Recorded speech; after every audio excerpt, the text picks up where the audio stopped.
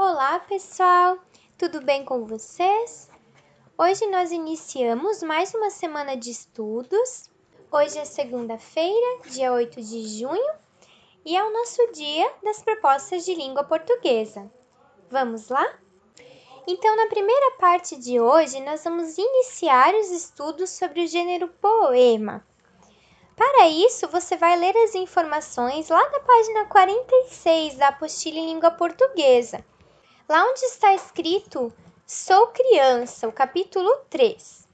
Em seguida, você vai responder as questões da seção Diga Aí, lá da página 47 do livrão em língua portuguesa. As questões 1, 2 e 3 podem ser respondidas no próprio livro. E as questões 4, 5 e 6, você vai apenas refletir, certo? E, se for possível, vai conversar, vai discutir sobre elas com alguém da sua casa. Então, essa é a página 47 do livrão. As questões 1, 2 e 3 você responde aqui no próprio livro, ok? E as questões 4, 5 e 6 são para conversa, para reflexão e diálogo com alguém da sua família. Então, como a prof já havia falado, na aula de hoje nós iremos conhecer um pouco mais sobre o gênero poema. Para iniciarmos esses estudos, você irá copiar e responder as 4 perguntas em uma folha, como mostra a imagem a seguir, certo? Então, você vai copiar essas 4 perguntas aqui e vai respondê-las em uma folha. E por que em uma folha? Porque essa atividade ela vai compor a nossa coletânea de gêneros textuais. Então, se você fizer no caderno, vai ser difícil a gente tirar a folha de lá, né, para montar o seu trabalho.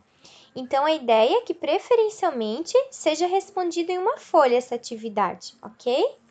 Como diz aqui no plano de estudos, você pode colorir e organizar a sua folha como você preferir, certo? Se quiser decorá-la, fazer algo diferente, pode fazer, certo? Lembre-se de fazer a atividade sempre com dedicação e com amor. A ideia não é que seja apenas uma atividade, que possa ser uma oportunidade de você de fato aprender com ela. Conforme a indicação aqui no plano de estudos, essa atividade ela deve ser postada lá na pasta do Unimestre EAD, Atividade Língua Portuguesa, Gênero Poema Coletânea, até o dia 15 de junho, que é a próxima segunda-feira. Na segunda parte da nossa aula de hoje, você vai ler um exemplo de poema lá na página 48 do livrão em língua portuguesa. Esse poema se chama Mais Respeito, Eu Sou Criança. Ele foi escrito pelo Pedro Bandeira.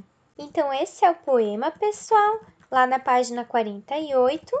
O título dele é Mais Respeito, Eu Sou Criança. Leia com bastante atenção, aprecie bastante a leitura.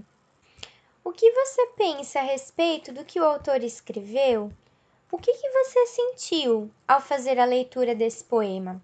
Reflita sobre essas questões, pense um pouquinho sobre elas. Em seguida, acompanhe a explicação na videoaula de hoje e reflita junto comigo sobre o gênero poema, suas principais características e exemplos. Vamos lá? Então, vamos conhecer um pouquinho mais sobre o gênero poema. Tenho certeza que vocês já tiveram alguma familiaridade, em algum momento já ouviram falar sobre poema, ou já leram poemas, imagino eu, né? Então, o que é um poema? A palavra poema deriva do verbo grego poin, que significa fazer, criar, compor. Então, o poema é um gênero textual que tem a finalidade, o objetivo de manifestar sentimentos, emoções. Então, é um arranjo de palavras que contém significado. Muitas vezes nós podemos pensar que os poemas, eles falam apenas sobre temas relacionados ao amor, né? Mas na verdade não, ele pode falar sobre vários outros temas também. Como, por exemplo, o poema que vocês têm ali no livro de vocês, Mais Respeito, Sou Criança. Né? Ele não é um poema que fala sobre amor, ele tem uma outra temática. Então, Os poemas, eles podem falar, claro, sobre amor também, né? Mas sobre tristeza, sobre raiva, sobre outros sentimentos, sobre heróis, amizade, lugares, acontecimentos na vida daquela pessoa, ideias, natureza. Enfim, o poema ele pode ter vários temas, né? Quais são as características desse gênero poema? Então, o gênero poema, ele é apresentado em estrofes e versos. E o que são estrofes e versos? São as partes de um poema. Verso é cada uma das linhas que um poema tem. Então, versos são as linhas do poema. Estrofes são os conjuntos dessas linhas, o conjunto dos versos, certo? São como se fossem os blocos do poema. As estrofes, elas sempre são separadas umas das outras por um espaço em branco. Então, vamos ver aqui um exemplo, né? Aqui nós temos um poema que se chama Canção do Dia de Sempre, que foi escrita pelo autor Mário Quintana. Então, aqui temos a primeira estrofe do poema, esse conjunto dos versos 1 e 2. Então, verso é a linha, verso 1 a linha 1, verso 2 a linha 2. Então, tão bom viver dia a dia, a vida assim jamais cansa. Então, aqui nós temos um verso mais um verso que formam a primeira estrofe. Depois, temos mais um verso, verso 3. Viver tão só de momentos, verso 4. Como estas nuvens do céu. O verso 3 e o verso 4 compõem a segunda estrofe, a estrofe 2 do poema. Depois, verso 5. E só ganhar toda a vida, verso 6, inexperiência, esperança. Né? O verso 5 e 6 fazem parte da estrofe 3. E assim por diante, nós temos várias estrofes, certo? E temos vários versos. Então, vamos contar. Temos versos 1, 2, 3, 4, 5, 6, 7, 8, 9, 10, 11, 12, 13, 14, 15 e 16. Então, temos 16 versos nesse poema. E quantas estrofes? Temos uma estrofe, né? Versos 1 e 2. Duas estrofes, verso 3 e 4. 3 estrofes. 4 estrofes. 5 estrofes. 6 e 7. Essa última aqui um pouco maior. Então, temos estrofes, 7 estrofes, né? Notem que as estrofes, elas sempre são separadas por um espaço em branco. E esse espaço, ele precisa ser respeitado quando a gente for escrever ou transcrever o poema. Então, aqui eu tenho uma parte branca entre a estrofe 1 e 2. Aqui entre a 2 e 3 também eu tenho espaço em branco. Entre a 3 e 4 também o espaço em branco. E assim por diante, né? Eu uso um espaço para separar as estrofes. No texto poético, ou seja, nos poemas, há um eu que fala das suas emoções, do que sente em relação ao mundo que o rodeia.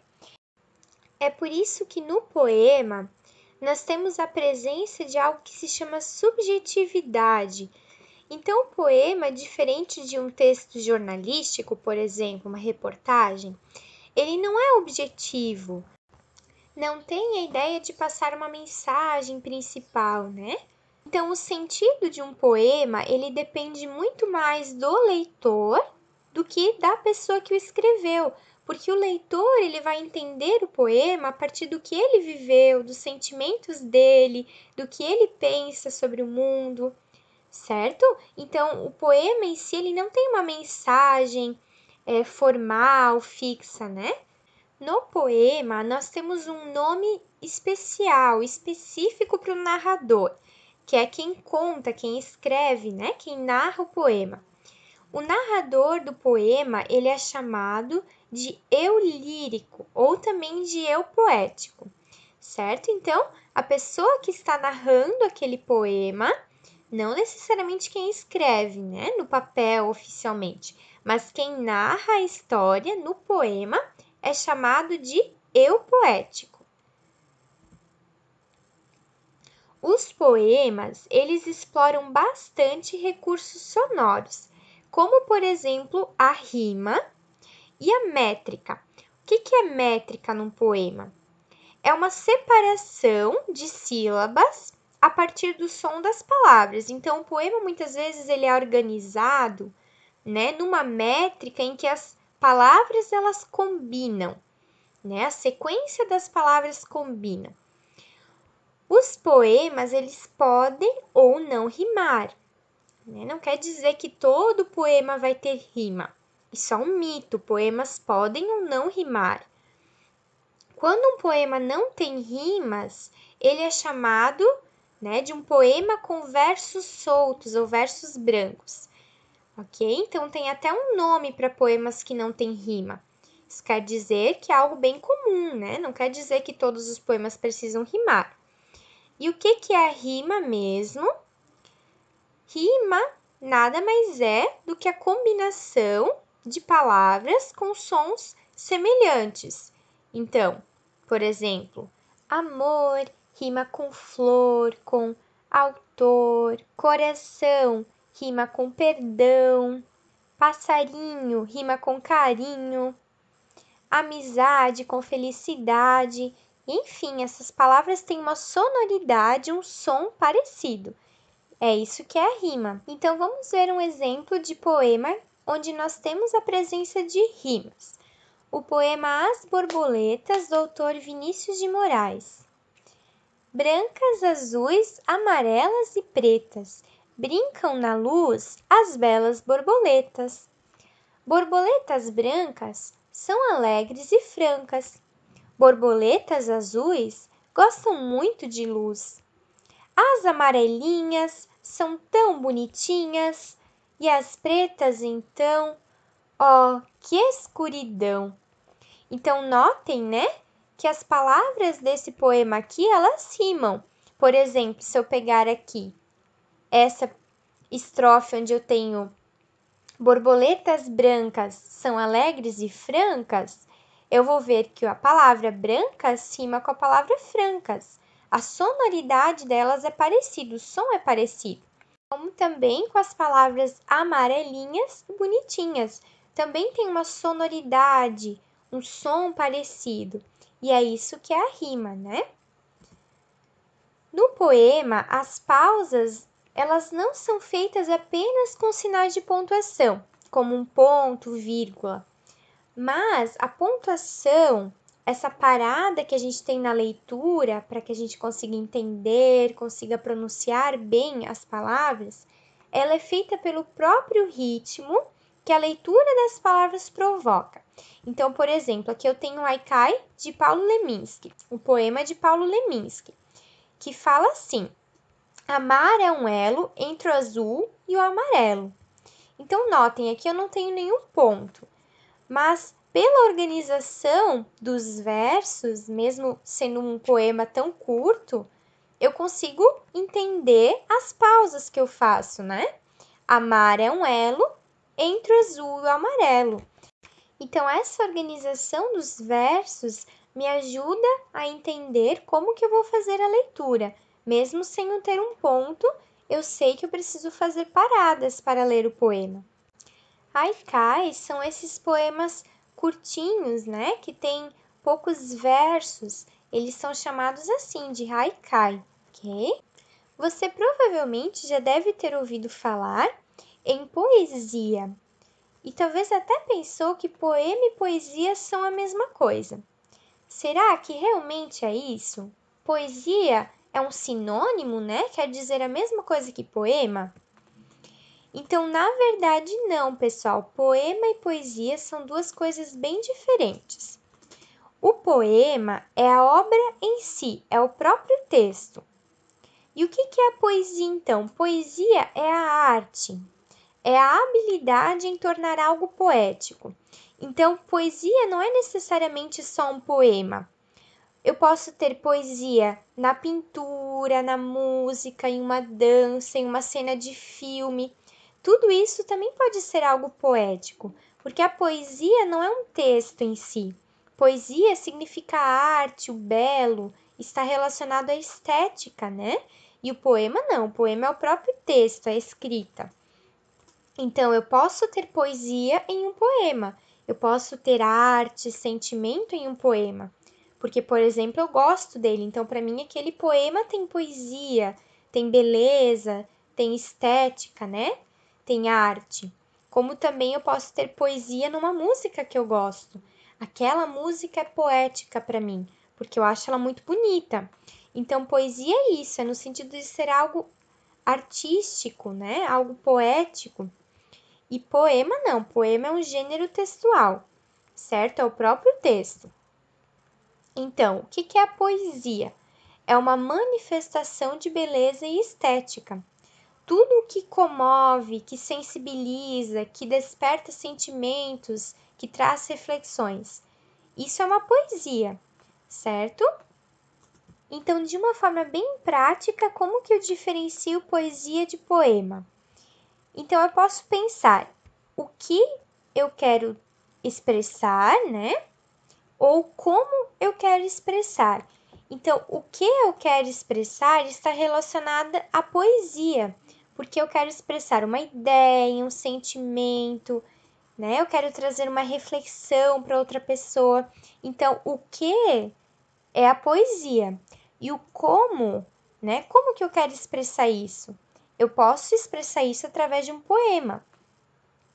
Então, um poema é uma das formas de eu expressar poesia. Como eu posso expressar poesia através de uma música, como eu posso expressar poesia em um filme, eu posso também expressar poesia em um poema. Certo, pessoal? E para nós terminarmos essa parte de reflexões sobre o que é o poema, né? Eu gostaria de fazer a leitura, e vocês podem acompanhar, deste poema aqui do José Paulo Paes, que se chama Convite. E ele fala um pouquinho sobre o que é a poesia na opinião dele, né? Mais um exemplo de poema para o seu repertório. Então vamos lá. Convite, de José Paulo Paes. Poesia é brincar com palavras, como se brinca com bola, papagaio, peão. Só que bola, papagaio, peão, de tanto brincar se gastam. As palavras não. Quanto mais se brinca com elas, mais novas ficam. Como a água do rio, que é a água sempre nova. Como cada dia, que é sempre um novo dia. Vamos brincar de poesia? Então, após essas reflexões sobre o gênero poema, nós vamos para a terceira parte da nossa aula de hoje. A partir da leitura do poema Mais Respeito, Sou Criança, lá da página 48 do livrão em língua portuguesa, e da explicação sobre o gênero poema na videoaula de hoje, você vai responder as questões 2, 3, 4, 5, 6 e 7 das páginas 49 e 50.